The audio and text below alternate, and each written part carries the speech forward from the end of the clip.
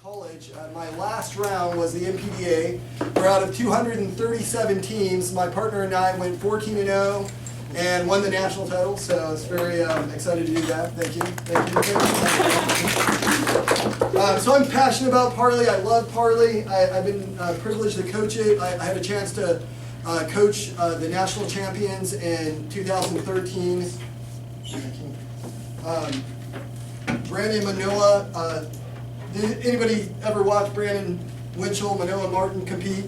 They competed about 4 years ago, but they went undefeated. They also went undefeated at the 2013 Night Talk and won the national title. So I really love this activity, and I'll tell you there's some really cool things about it. Let me give you 4 advantages why I think Parley debate is unique and how it can help you debate in the other arenas. So even if you're not totally sold on Parley yet, you like LD or team policy better, let me just say this. Doing Parley can help you with those styles of debate as well. And absolutely, Noah, who just won the Concordia tournament in LD, he did Parley with me the day before, 2 days before, before he started doing his LD rounds. And I can tell you, I absolutely think he would say, if he was here, that yes, what I taught him in Parley, he used in LD, and it absolutely helped him to be successful in LD as well. So there's definitely a crossover benefit to doing both. The first thing I would say, though, is that it improves critical thinking skills. And you'd say, well, all debate does that, but here's the difference. I would add one word to this. It improves quick critical thinking skills. The ability for you to think faster and process information more effectively, to be able to write your cases sooner. I mean, it's been said, I remember one debater putting it this way, there's no better student than a student who has to go in and debate a topic that they've never heard of before in 15 minutes, right? You have 15 minutes to learn, has anyone ever been there? You've had a Parley, okay, have you guys done Parley before? Who's done Parley? So if you've done it, right, have you gotten a topic that you knew nothing about, right? Chances are you instantly became like some of the best students on planet Earth because you had to learn about a topic that you knew you had to go and talk about, and you didn't want to sound like a total fool, right? And it happens sometimes, people get things confused and they're like, well, I don't know why Russia wants to invade Georgia. I mean, the Atlanta Braves aren't even that good this year, And you're like, well, it's a different Georgia they're talking about there, buddy. And or they mispronounce the Chechens and they call them the Chechenians. Anyone ever hear that? I was dying. And one girl called the Nazis the Nazis. The Nazis. I'm like, you got to watch out for those Nazis. They're out to get you for sure. Those bad Nazis out there. But the great thing about Parley debate is that it really does give you a broad-based knowledge. You can learn so much about what's going on in the world, and you can learn different types of arguments. And it can improve your ability to really, think on your feet. And even if that's something that doesn't naturally come to you as like a natural gift, it certainly can be improved upon. And so if you do this activity, it can force you to develop that skill set. The breadth of knowledge, because you're learning so much more than just one topic. I mean, I don't know if this has ever happened to LD or TP debaters in here. I mean, doesn't your topic sometimes get old? Right? I mean, I don't know if you've ever felt that. Sometimes it gets old. You've kind of exhausted mostly what the topic is about, so it's rare to kind of get any novel ideas. Well, in Parley, the topic's changing all the time, so you're getting exposure to a lot more ideas. It can be fun. Man, I think that Parley is naturally made to be a funner form of debate. It allows for audience interaction. You can knock with things you agree on. You get to ask questions during their speech. And engage on something they just said. That's really unique to Parley. And it's also the most real world. I've heard it said, by the president of another league, who I won't mention any names, but it's NCFCA. And what they said is we don't need Parley because there's extemporaneous speaking and there's the other forms of debate. But I would say contraire, that there is reasons why we need Parley. And Parley specifically helps us to engage in conversations like we have in the normal real world. I don't know if any of you have ever had a discussion with someone at a Starbucks or on an airplane, maybe an atheist or an agnostic. I mean, I've been sat next to all sorts of weird people, and I'm sure they thought I was weird, and they were probably right, at least about me. But if you ever get involved with a conversation with them, do you have time to be like, hey, let me go check my files, and get my script out, and I'll start debating you, man? Like, no, if you're having any type of intelligent conversation, it's a lot of like thinking on your feet, like here's their objection, do you have an answer? Like what is the hope, what is the reason for the hope that lies within you, right? As 1 Peter 3:15 would call us to be prepared to do. So Parley gives you a chance to develop that kind of conversational style and be able to think on your feet and be able to engage in topics that you would otherwise not talk about.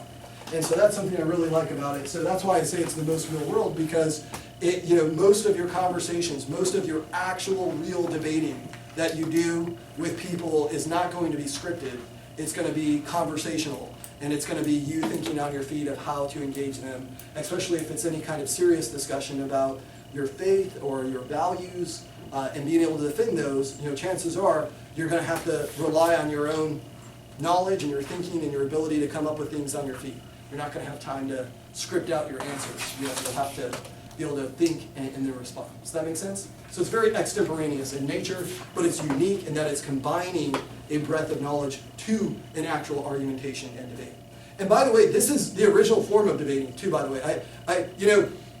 In British Parliament, which is where we get a lot of our concepts of parley debate and elsewhere, they don't have, it's not like policy where they stand up and read full-on evidence cards, at least not historically, right? But what they do is they do a very public forum style of debate where it's very much interactive. Has anybody ever watched the Prime Minister questions that they do in the British Parliament? You should Google it sometime. Because, this is how much of a debate nerd I was. I'd watch like Tony Blair in the House of Commons in Britain answer Prime Minister questions, because it's very much Parliament style debating. It's very engaging. And so what we see though historically from John Adams to William Wilberforce is that people change their world through using public forum debate, and Parley is the one that actually more closely resembles that style of debating because it's unscripted. It's speaking from an outline. It's being able to come up with responses on the fly and being able to answer your opponents as you're engaging with them. So those are some of the unique things about Parley. But let's talk about, oops, no, please come back. Where'd it go?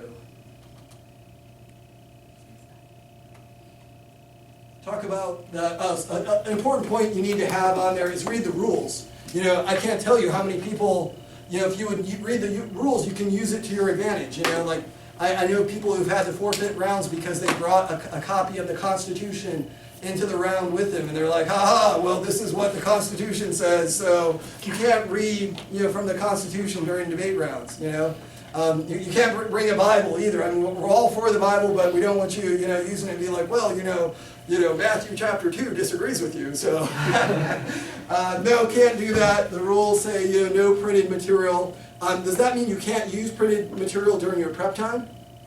No, of course not. Of course you can use printed material during prep time, but you want to understand like how points of order and how those things work. Read the rules. So have the rules.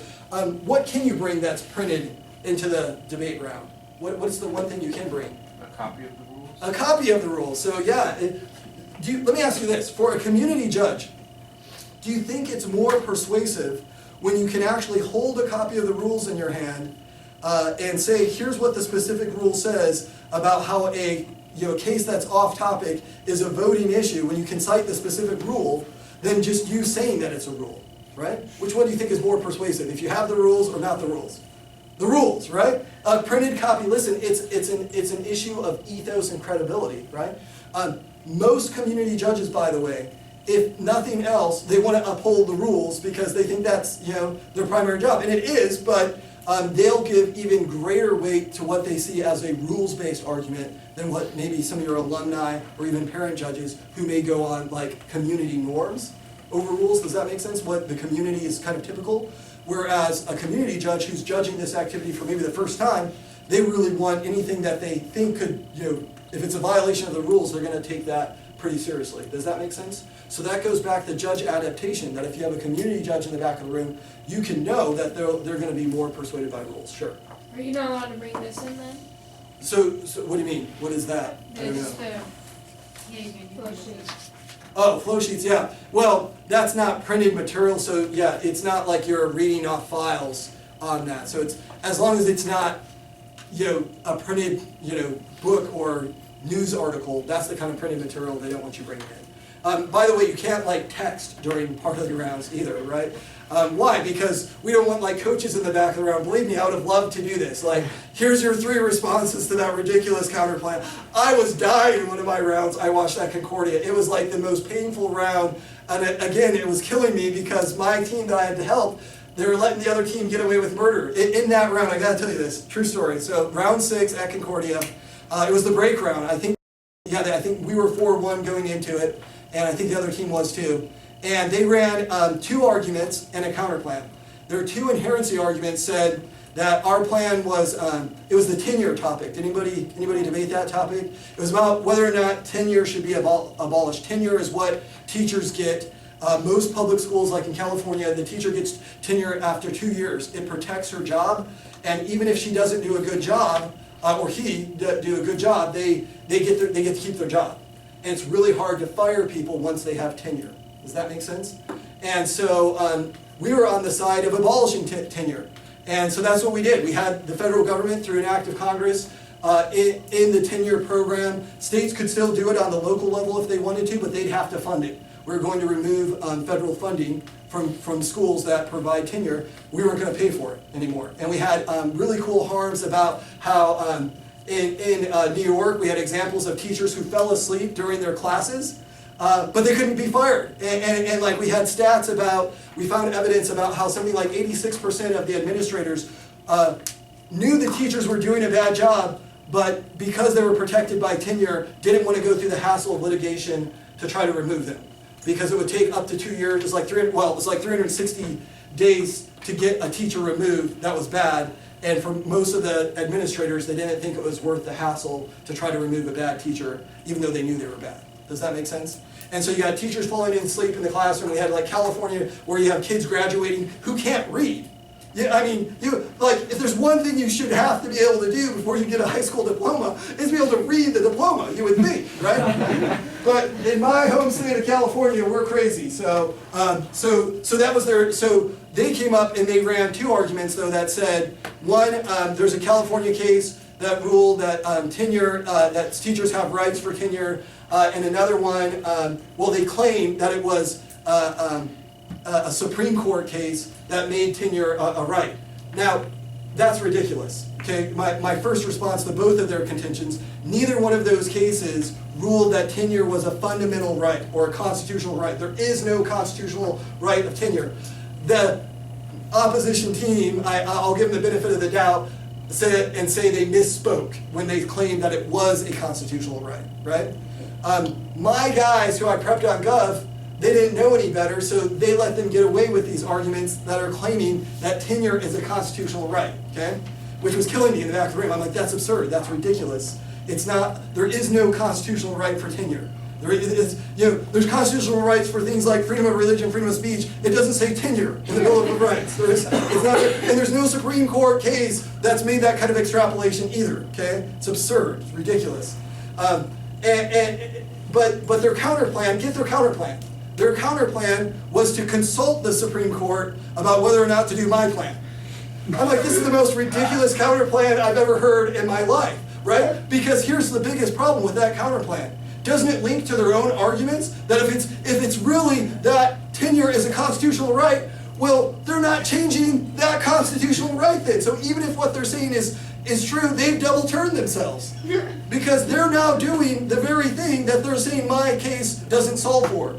And their counterplan is doing the exact same thing. In other words, they're not having the Supreme Court overturn the previous supposed decision, this magical decision that made tenure a fundamental right. Their counterplan doesn't even overturn the magical right that they created.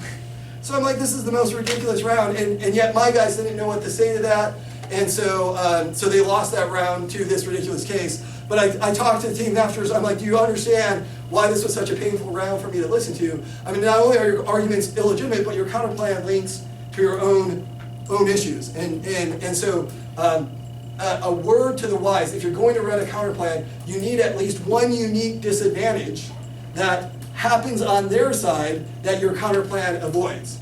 So you can't run a plan, like if their plan spends money and your counter plan spends money, then you can't run a disadvantage that says they waste taxpayer money.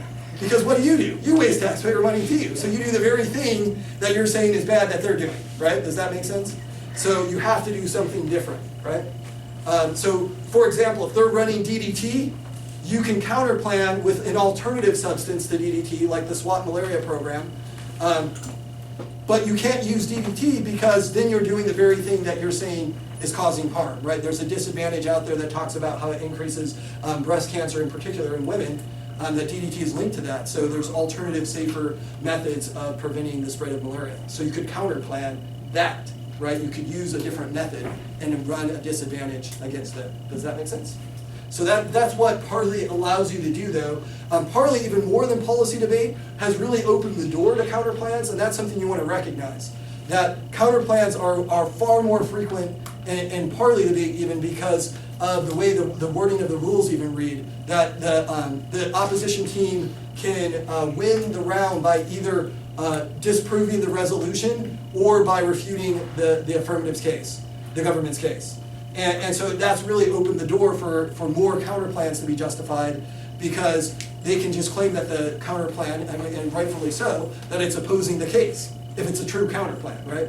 Now, in the case the first case of just consulting the Supreme Court, that's not a real that was a ridiculous counterplan.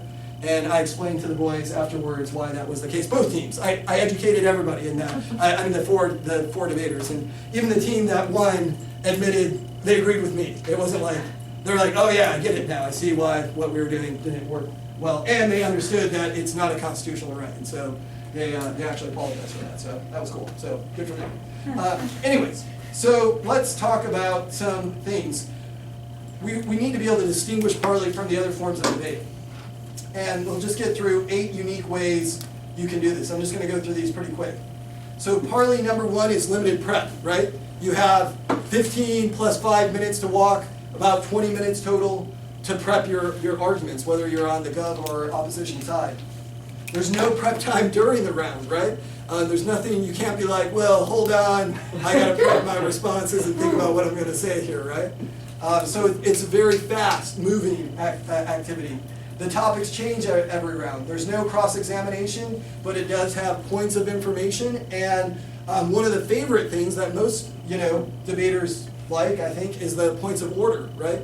Because what a point of order is in the rebuttal, you can argue if the affirmative team or the opposition team. I mean, have any of you lost rounds where, like, in the final, an LD or policy, where they just ran blatantly new arguments in that final rebuttal? Has anybody lost rounds to that? Yes, absolutely. Well, in Parley, you can do what's called the point of order. And the point of order is where it's kind of a 3-step process. You say point of order, and the judge and the teams are to stop their time. And then you would point out the reason for that point of order to the judge. You would ask them to disregard the argument. You would say something like, this new disadvantage or this new argument about corporate flight. This is the first time they brought that idea that businesses will leave because of a result of our side of the resolution. That should have been in their earlier speeches. So we would ask that you please disregard that. And then the third step is the judge makes a ruling. And the judge, most 90% of the time, they're just going to take it into consideration, right? Or the judge is going to say point well taken or point not well taken. And so that's really the 3 alternatives. 90% of the time, the judge is just going to take it into consideration, okay? But the opposing side, who also gets a chance to respond, I forgot to mention that. So if you call the point of order, you point out the reasoning for the point of order, like they're mentioning corporate flight for the first time, and that was it wasn't in any of the previous speeches, but in the last rebuttal, they're now mentioning that. Just a second. And so you call point of order to point out that this is a new argument, right? Here's what you don't want to do, though. So you don't want to start bickering during that time. That's going to be a big turnoff to the judge. Just call the point of order, stand up and point out to the judge why you're making the point, and then allow the opposing side to respond. If the judge asks further clarification, you can answer more questions that the judge asks. Now, the judge really shouldn't ask you multiple questions. They should ask you maybe 1 or 2 follow-ups, and then the judge rules and moves on. Does that make sense? That's the normal point of order process. So you call the point of order, you state the reason for the point of order, the opposing side gets a chance to respond, and then the judge rules. That's the normal process. Does that make sense? All right, questions. I think you were first, yeah. At the final second court date, there was a panel of judges, so do they just automatically have to take it in consideration? I would recommend that they do. Okay, so then how does that, like after the round, do the judges all have to get together and decide or individually decide? Just individually decide. Okay, so right? that's what, because that Right. final second court date I was watching. Yeah. And they said something, but I missed what they said, so they were just taking it. Yeah, if I'm on a panel like that, I'll usually be the one that, just stand and say, hey, let's just all take that into consideration, and we can individually decide whether we want to consider it, dismiss it. Okay, that's what I thought was said, but Yeah. I wanted to make sure. That's really the normative too, and that's how it works in college for sure. Like if there's ever, especially in the out rounds, it's always taken into consideration. Here's why. Because just imagine, I'll use myself as an example. If I'm on the panel and I have like 4 other parent judges and they know they've come to my camps or whatever, and I'm like, oh, point not well taken, you sit down. Like how's that gonna influence the round, right? Like I'm like, I don't want any part of that. So, whereas if it's just me, then yeah, of course, I have latitude to say, okay, yeah, point not well taken was actually brought up, or point well taken. Yeah, that is a new argument. I won't take that into consideration. Okay, I was just right? Yeah, and so make sure you stop your times too, by the way. So if it's called against you, or if you're calling it, stop the timer so that you get an accurate reading on the time that's left. I think you're next. So you say that the opponent has a chance to respond. Right. The opponent usually asks the judge if they can respond. Is that what you should do? Yeah, you have the right to respond. By rules, you get a chance to respond. So unless the judge, here's what can happen. There is an exception to that. The judge can say, I'll just take it into consideration, no response. They don't have to give you a response if the judge immediately jumps in. But what is supposed to happen and what you have the right to do is, hey, you certainly can ask the judge and say, hey, can I please respond to that now? But you do have the right to respond. Does that make sense? Yes. If a point of order is called against you, and you have a chance to, you do get a chance to respond to it. And so if it's a new community judge, you can just say to the judge, Judge, I do have the right to respond to that. I would like to say, here's what I would like to say to it, and then respond to it. But the judge, you can certainly just, I would certainly just ask him, hey, can I respond to that now? And start with the question, and that way it's not like you're stepping on their toes at all. So you want to be as respectful to the judge at all times, always, right? So the way I would do it is I would call the point of, once the point of order has been called, let them state the reasoning for the point of order, and then you ask the judge, can I make my response, and then you make your response, okay? So what if they say no? If the judge says, well, I'm not sure you're allowed to do that, I've never heard a judge just come out and say no. That would be new. I guess it's possible. I've never seen that before. If that happens to you, let me know. Because by rules, they're supposed to allow you. You could say, the rules do actually allow me. You could follow up with that. The rules do allow me a chance to respond if a point of order is called against me. And that's why it'd be a great thing to have a copy of the rules with you so that you can point that out. So Gotcha. I know I'm right on that, though, because when we were on the rules committee for this, so the point of order process is it's a claim to a rules violation. You should use them very sparingly. Don't just point of order every new idea you think enters or new example. It has to legitimately be a new argument.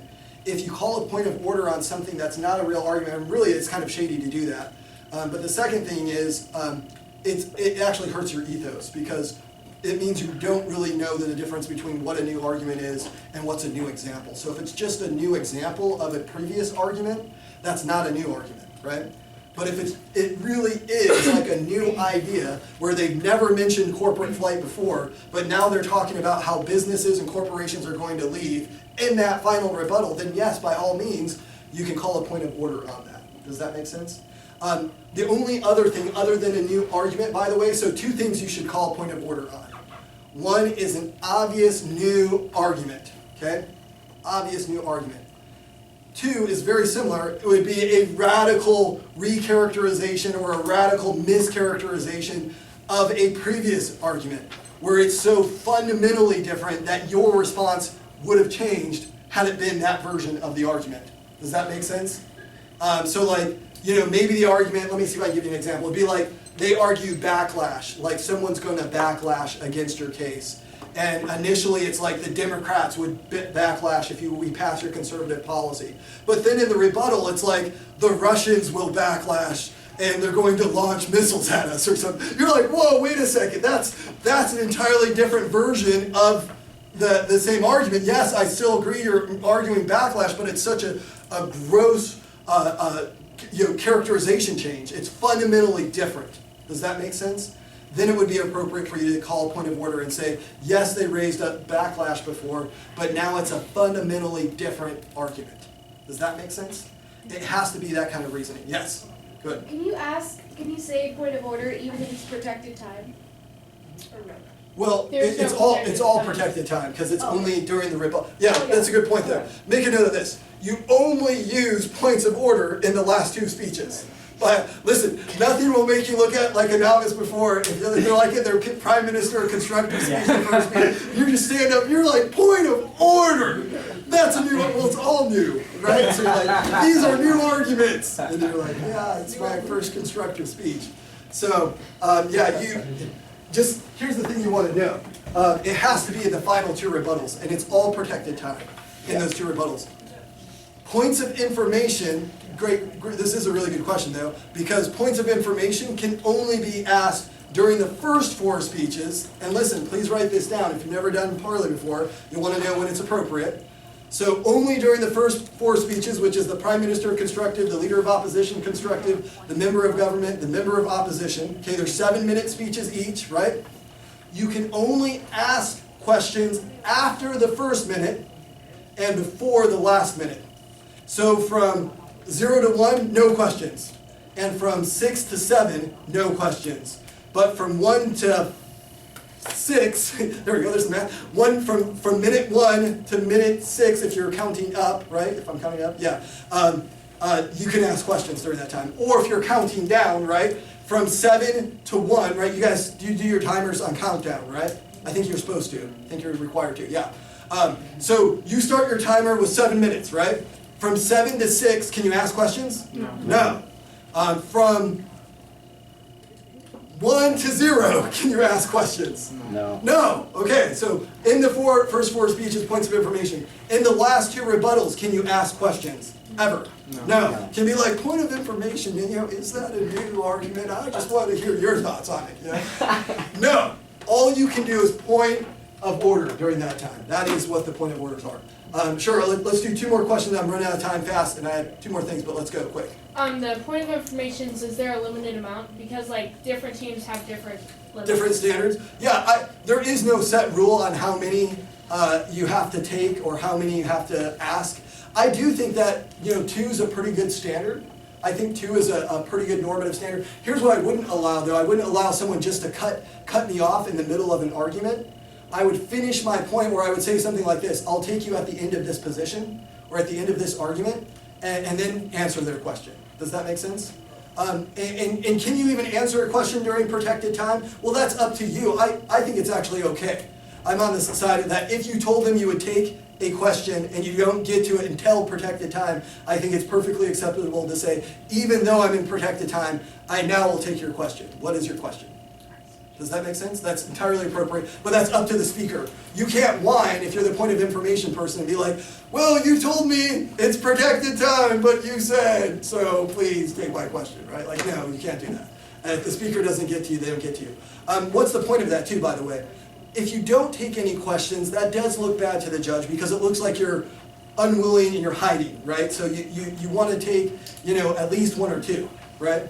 I would say 2 is kind of a good standard to go by. 3 is probably the most. Because you don't want to spend all your time taking questions. Does that make sense? You're just going to run out of time if that's the case. We Yes. are out of time. Okay, speaking of time, well that's it. But come tomorrow. I'm going to be doing...